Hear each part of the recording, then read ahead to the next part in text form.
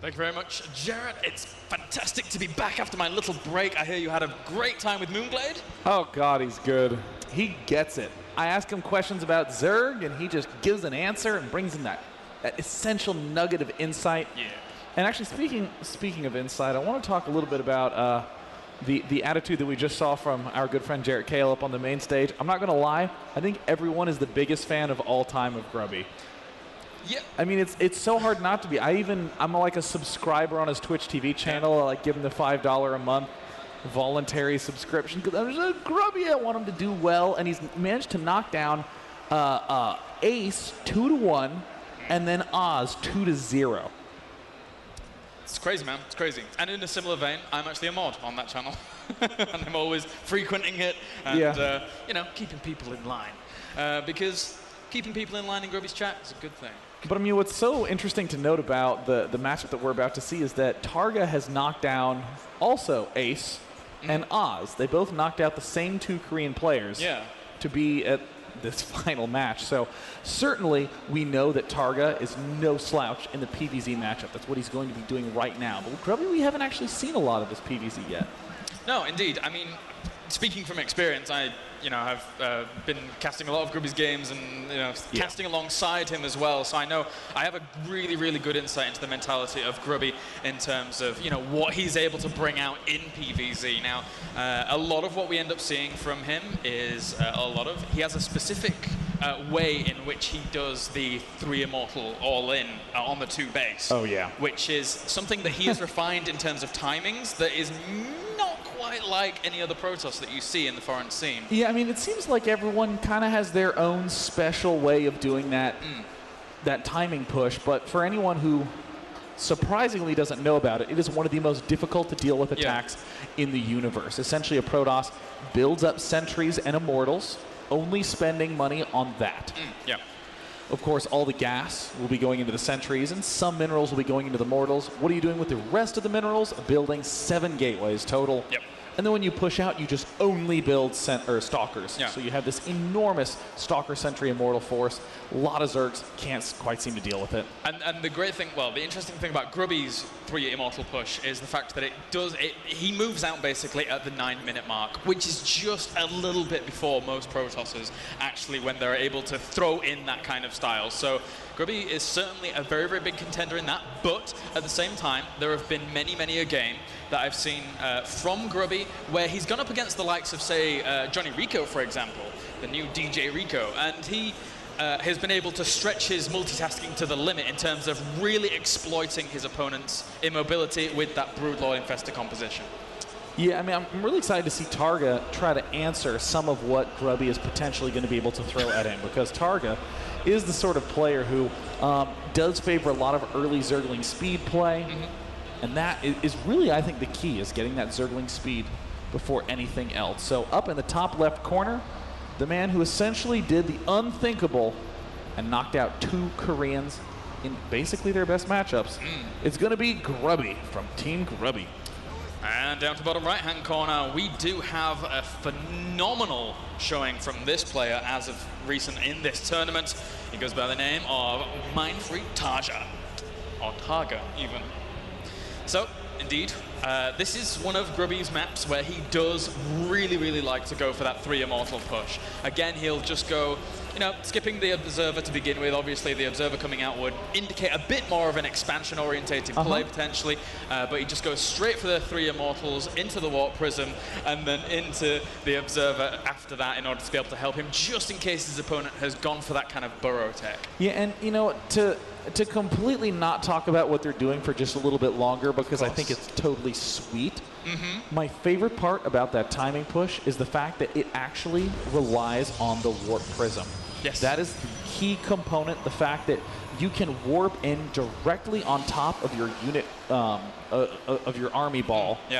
And that way, any force fields you throw down reinforce the warping in units. It's so great in Grubby. Yep, doing exactly what you were talking about. Oh no, the drone's not moving. No, okay, well, everyone's gonna wait. Don't, be very quiet. The server is hiding, it's scared. Oh. This is like that scene in Jurassic Park where the Tyrannosaurus Rex stops them all at the cars, and they're like, it's like, don't move, because the T-Rex can't see you. And the server's back. It's back. Oh, okay. Oh, my God. Crisis averted. The only thing that went wrong is that one annoying lawyer who no one liked died on the toilet. That guy, I feel sorry for that guy. God, do I ever not. That's just justice in film. Well, I wanted to be a lawyer for a long time, so that's why maybe I feel sorry for him, but anyway. So, for now, he does have the cannon on the way to be able to get this thing going. Oh, in fact, that's quite interesting. Normally you would see Grubby go for the gateway beforehand, but what pull timing did he scout out? Did he scout normal pull timing? You know, I think he saw that there was this expansion going down at the third base. He wants to make sure to delay this. Oftentimes you'll see a second pylon thrown down at the natural and second base, but nothing too aggressive with the pyloning, just a single one. Grubby is getting a slightly delayed gateway. You don't really want to get the gateway too early, because if you're getting it around 3:45, you have just enough economy to be in good shape. But if you're trying to do something like get it at 3:15, that's useful for early warp gate attacks, but anything else would be a little bit too expensive. So for now, we will have Forge going, finishing up and good to go. Gateway's finishing up with the Nexus on the way as well. Third hatchery going to be going down for now for TargA, and he's just going to be transferring over to that third location. Now, other than that, we have the double gas already being mined here for Grubby, and if we see the Robo straight after Psycore, then we might be in for some fireworks in just a bit. Yeah, I mean, I really am hoping we see that push. What's so nice is that it's all revealed by this gas timing. It looks like TargA is keeping his Overlord right there, so he will very much so be able to see what's up. He's starting to poach in a little bit, wants to just make sure he knows when that Cybernetics Core timing is. It can be quite helpful. One Zealot popping down for Grubby. Don't ordinarily see that if you're doing the timing push you're talking about, but there's the +1. Yeah, a +1 on the way. Now, technically, he could follow this up with that kind of 4 warp gate attack with the +1 to be able to, you know, throw off his opponent a little bit. But recently, for Zergs, we've been seeing them go for more just the speedling defense as opposed to that standard 6.5, 7-minute Roach Warren defense, which is nice to see. But sometimes the Roaches can be very, very nice to be able to just bolster that defense that little bit extra to be able to keep you going. All right, well, there's the indicator. 2 assimilators going down right now. You can go for early blink attacks with this move, but generally is going to indicate that Grubby is indeed going for the big old 3 immortal timing push that you're talking about. We should see, well, after we hear that intense whistle that I just made on the SH noise, that was impressive. That was even hard on my ears. Can humans make that? Oh, yeah. You somehow made it happen. We should see either 3 gateways or a robo by now, but we're still not quite seeing anything out of Grubby. Well, it looks like he is going to be going for some sort of blink play. There's the 3 gateways. Twilight Council should be following shortly. We shall see. As for now, Probe just hanging around. He is breaking down the rocks, so this might be a little bit of a ruse. But still, I mean, as much as we've harked on about the, you know, aggressive play that he can go for, there is always the opportunity for Grubby to just go into that big macro game. He's very, very comfortable in it, and even more so than more Protoss going up against Zerg, he allows himself to be able to stretch his opponents thinly across the map just by constant warp and Prism Harass. And, you know, a symbol of Grubby is that Storm Drop that can be very, very deadly against a Zerg. Oh, God, I love seeing Storm Drops in this matchup. They're so cool. Yeah. Down in TargA's end of things, he is going for a pretty common set of timings. This is a very nicely timed macro half right at 8 minutes. Layer also timed right at 8 minutes, but both after Zergling speed. The Zergling speed is really the big key to dealing with that Sentry, Stalker, Immortal push. Often Zerg players won't quite have Zergling speed up when the push begins, making it impossible to slow down or surround, but with Grubby going for this blink play, he's going to essentially have, or perhaps not blink play. It looks like he was just going for a very fast +2. Kind of an interesting choice. But we'll be going for a very fast expand. Now, I love the choice to go Hallucination with such a delayed Robo. I think that getting that Hallucination out to just be able to, you know, just scout out your opponent with the lack of observers that you would have at this point is very, very useful indeed. So I like that by Grubby. But meanwhile, TargA... Some incredible force fields from Grubby allow him to pick off every single Zergling that came to scout.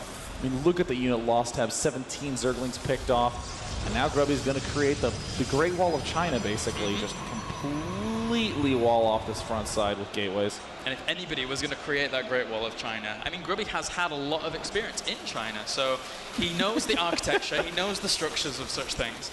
And, okay, so, I mean, coming back to what TargA was doing, interestingly enough, he threw down his double evolution chamber a little bit later than you would normally see a Zerg. Normally, you would see the Zerg throw down one evolution chamber along with the Roach Warren, but he didn't opt to do that. So I like what he's doing, getting these timed up so he can quite easily just start them both initially as soon as the 2-2 comes around, so it feels really fluid for him.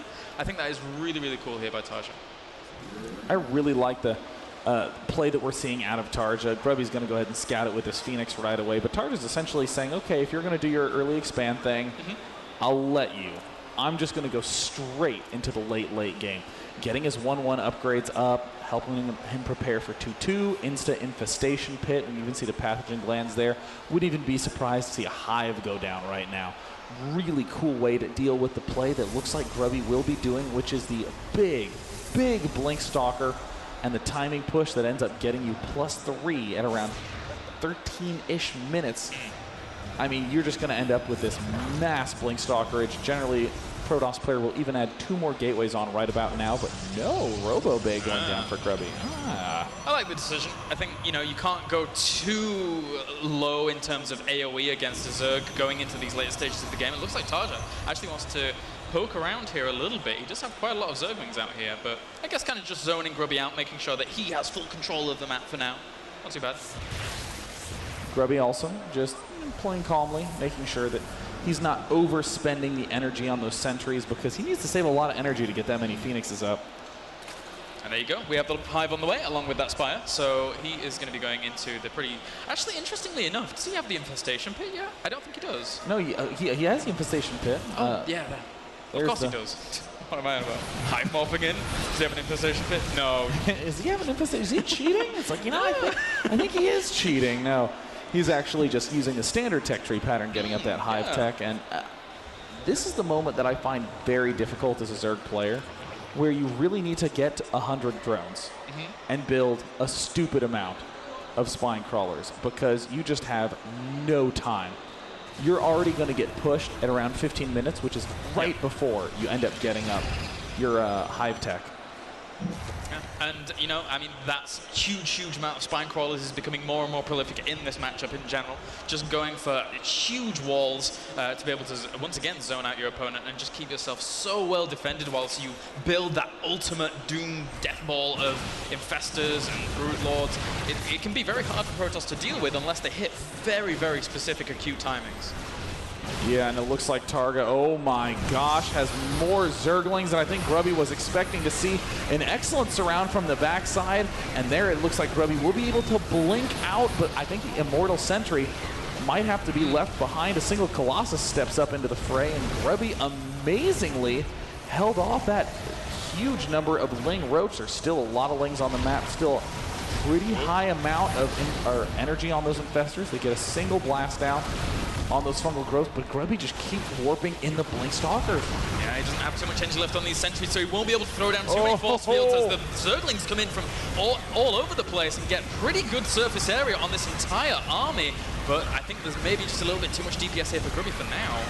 And it looks like with those 13 roaches about to pop out, Grubby is going to have to retreat. These Immortals that were so expensive to build will be taken down, and TargA, who's been surprising us so many times in so many series, continues to bring the surprises here in this matchup. Grubby now stepping into the fray, has a single probe, trying to find somewhere to hide a pylon, but really there's just creep spread from TargA all along this left flank. Yeah, doing pretty good with that. Getting that Adrenal Glands finished up now as well. We have 3 more Infestors as well as 4 Corruptors coming out to be able to transform them into the deadly armada that does encompass those Brood Lords. And for now, I mean, Grubby, he's looking to maybe end up establishing his 4th anytime soon. He's sent a Stalker to clear out that location, but I mean, he doesn't seem to be letting up with aggression just yet. He wants his opponent to be in a very defensive stance.